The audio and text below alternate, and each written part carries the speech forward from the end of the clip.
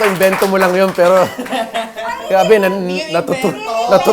natutunaw ako because I don't deserve it. I don't deserve that. But parang ang sarap para marinig. Hindi yan yung beto. Very up nga ang No. first question. That's you, but really, you're my new favorite person. Pwede dito tabi tayo. Grabe siya. Pero yun nga, kasi to prove talagang premiadong aktor ka, ang first question na namin sa'yo, agad, diretso na tayo. Kasi, napansin namin at napansin din naman ng lahat na parang GMA often chooses you sa mga groundbreaking projects nila. Like, di ba, una yung My Husband's Lover. That's recently lang, Someone to Watch Over Me. May mga medyo kakaiba talaga. So, parang, ano siguro sa tingin mo yung meron? Actually, that's the that's the one question until now I still keep running over in my mind. Na the only answer I can get is just a whole bunch of gratitude to them for even gambling, because that's the right term. Hindi yun talaga yung parang inisip ko na yung kung anong pagbabali sa kanya, yung ending niya, nare-realize ko, sugal talaga siya for GMA, and I'm so happy for them na lagi silang sumusugal sa isang katulad ko. Dahil I've experienced working in all the networks here in the Philippines. I've worked for Channel 2, worked for Channel 5. And although I did have very good experiences and I learned so much with them, I've never experienced this type of trust and this type of gambling on someone who was relatively unknown. Like I had no experience, no anything, konti lang from all the stints that I've done in my previous work. It was my first real challenge when I did My Husband's Lover. When I auditioned for that, and they got me for it. And from then on, they've just continually given me projects that have allowed me to stretch, allowed me to grow, and allowed me to even discover new things about myself. Kaya all in all, I think GMA has been essential to my growth, not just as an actor, not just in my craft, pero even in my personal life. Ang dami rin yan naitulong. Kaya siguro, I can't thank them enough for it. Kasi all of these nice words that you guys are saying now, siguro a big chunk of that I owe to them. At itong latest nga, nominated ang Someone to Watch Over Thank Me you. Festival. So much thank you to everyone who made that possible. That's such an honor. Tingin mo ba magiging choosy ka sa mga susunod mong projects? Kasi nga, yun talagang bawat proyekto, iba yung naipapakita mo eh. Yung choosing the projects, usually natatraffic naman yun through my manager eh. And I trust him enough na I know the projects na naipapakita na sa akin after. Alam ko na he already had his parang na-filter na sa kanya. Nakita niya na and he knows that it's something that I can grow and learn from. Pero ganun pa man, I have things that I want to do then, things that I want to see. So that's something that I'm doing now. Sabi ko nga, I've fallen in love with this craft. I never imagined in a million years that this is what I'd be doing professionally in my life.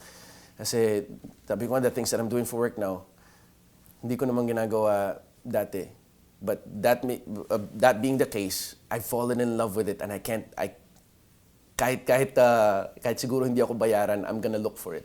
So I'd like to work for fun and not survival. So that's what I'm trying to set up now, is to get to a place na I can still do this work because I really do enjoy it and I love it, and get to choose the projects that will really make me happy and make me feel satisfied and fulfilled, hopefully.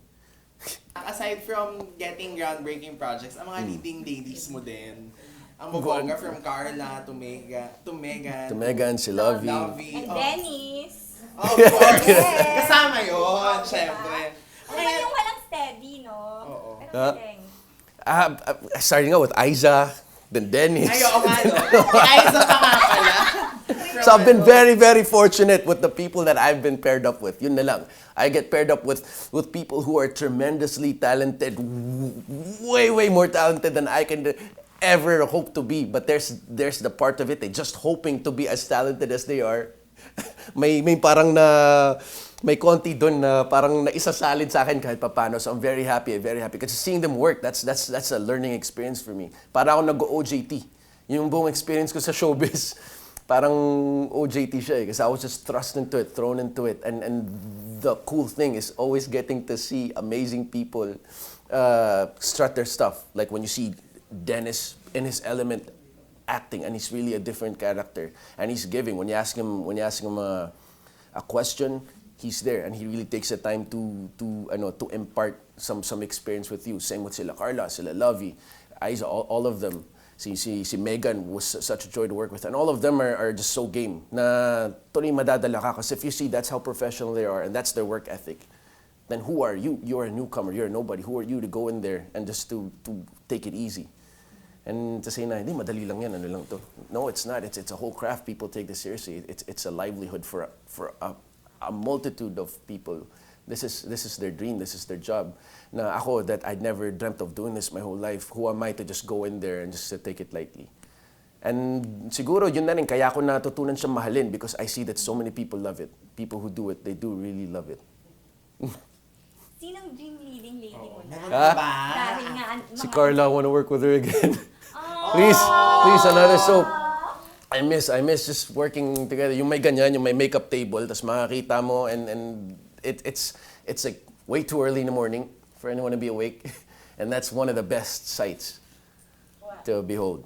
Grabe. I'm not a morning person so if I'm gonna be up in the morning and see that, oh, I'd be happy. Please, another project together. I'd be... Oo.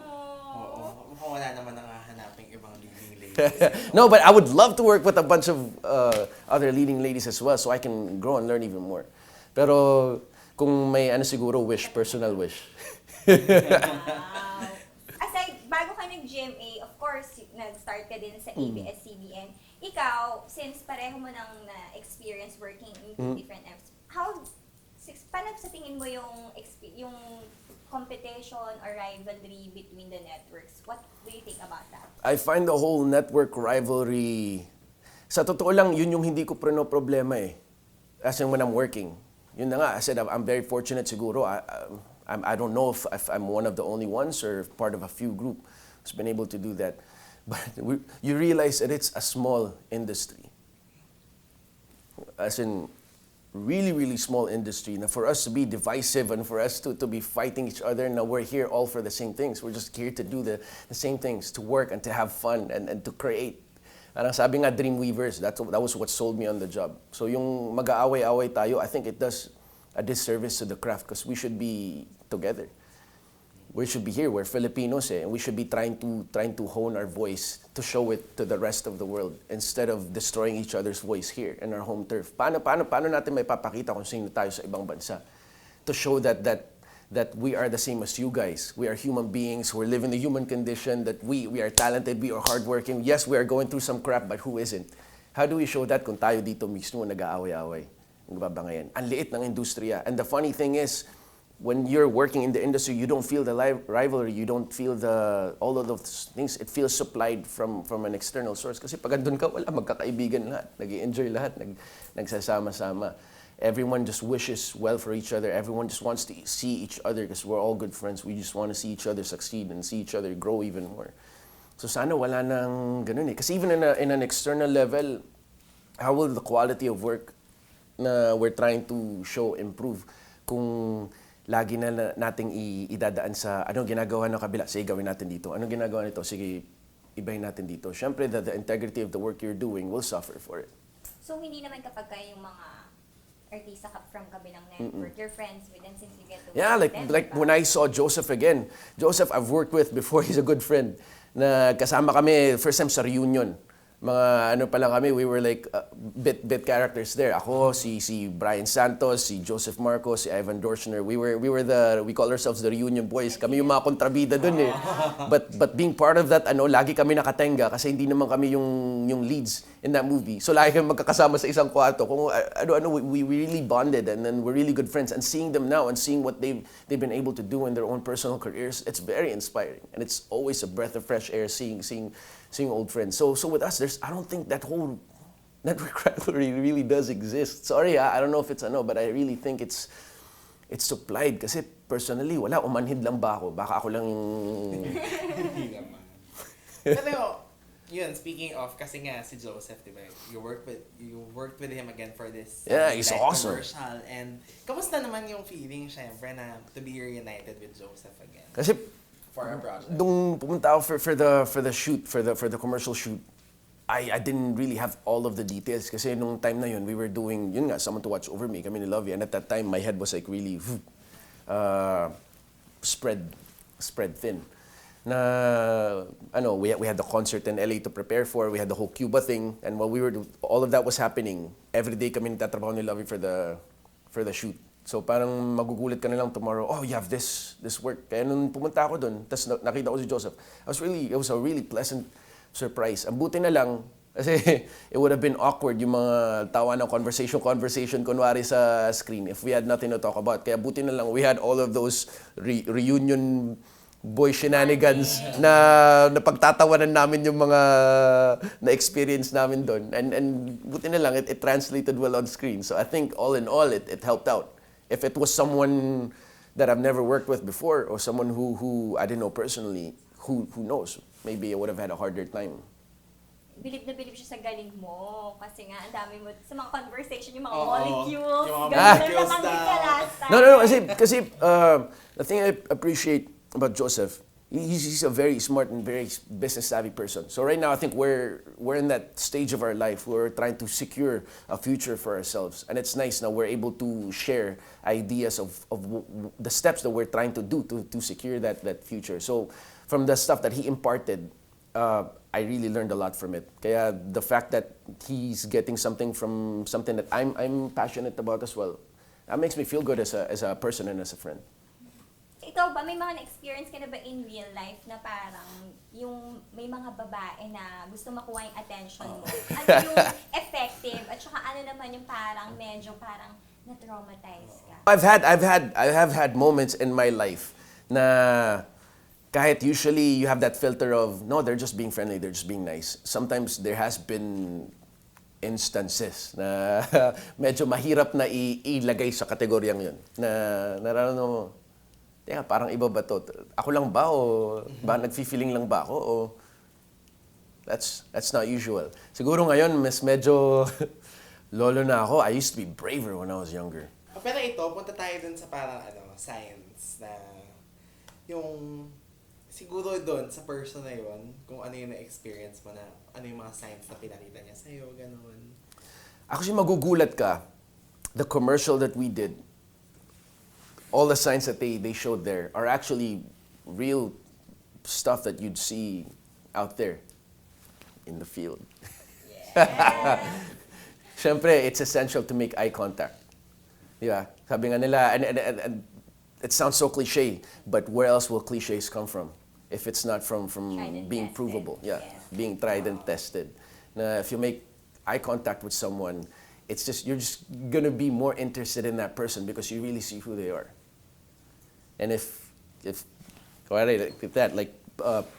your body language could be saying something about your level of attraction towards each other, then maybe subconsciously you exert some signals na hindi mo alam nandun.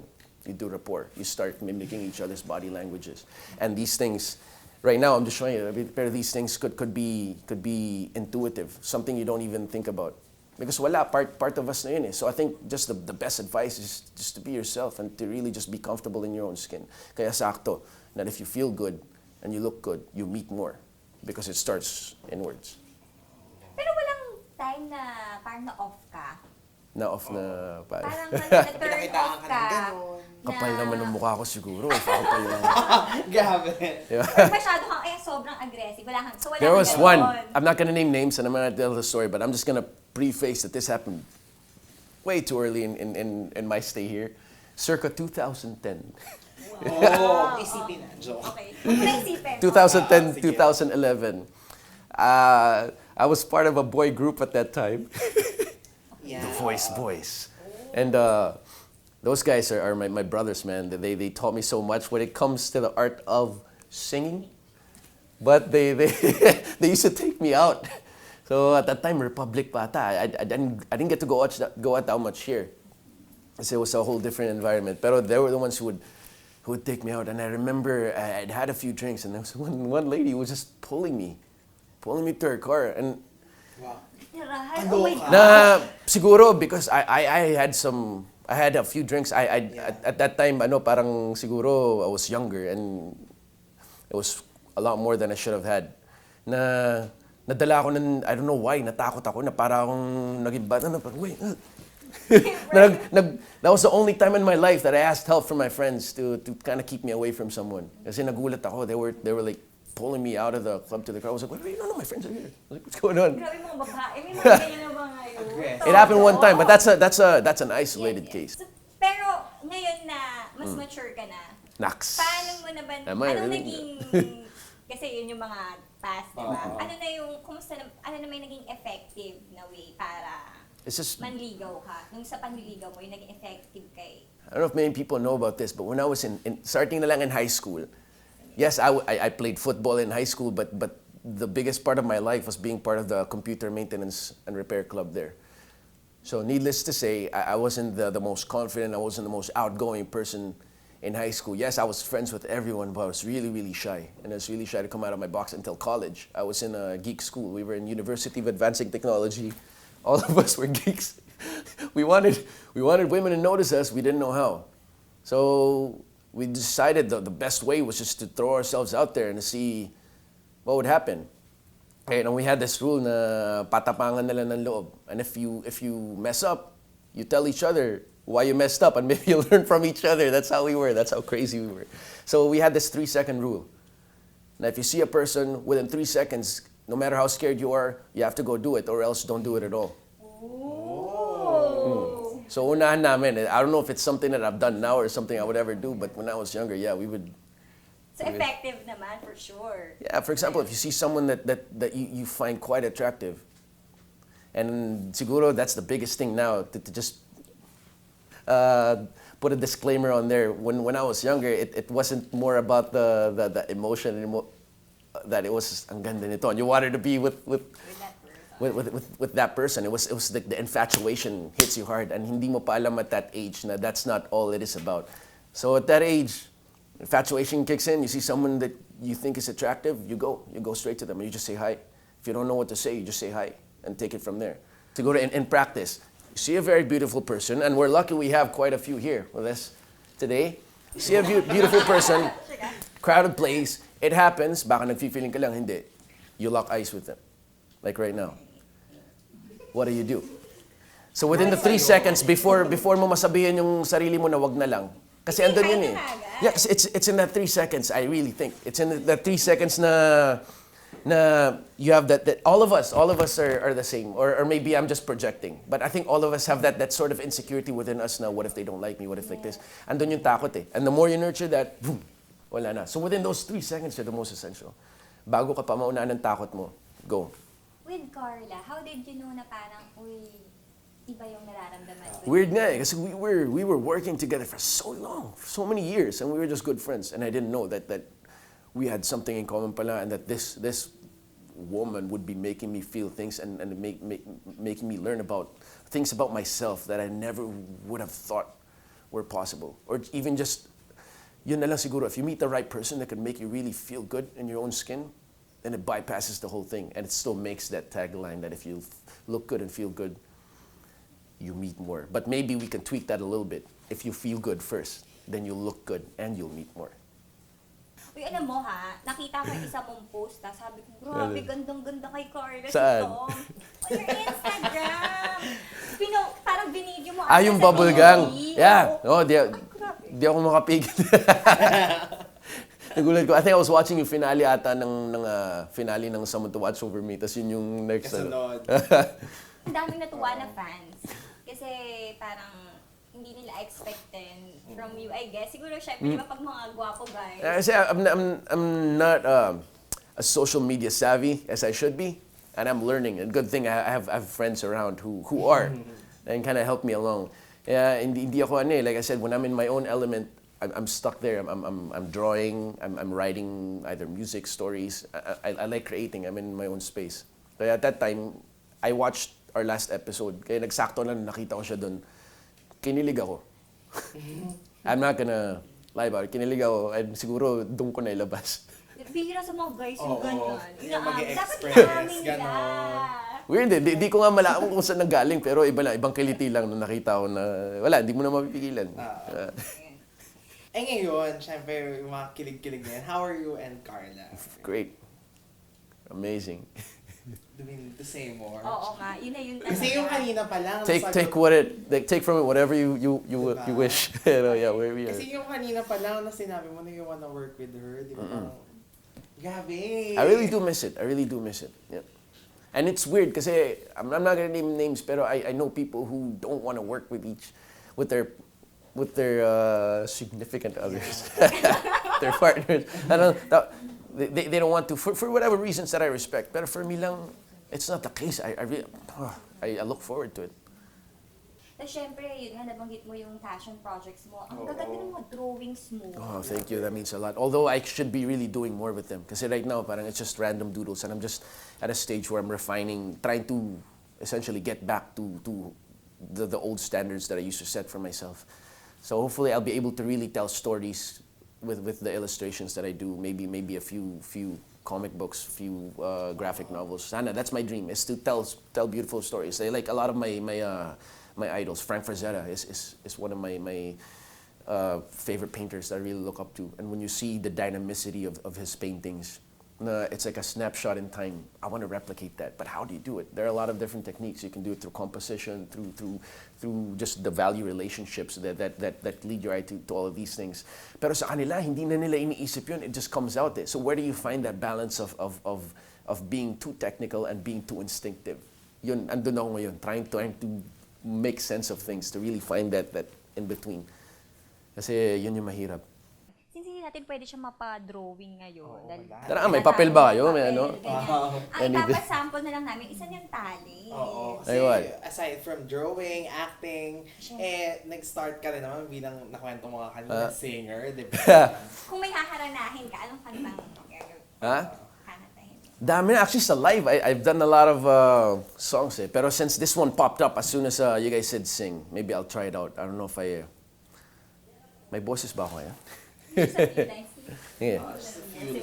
In a blink of an eye, just a whisper of smoke, you could lose everything. The truth is you never know. So I'll kiss you longer, baby.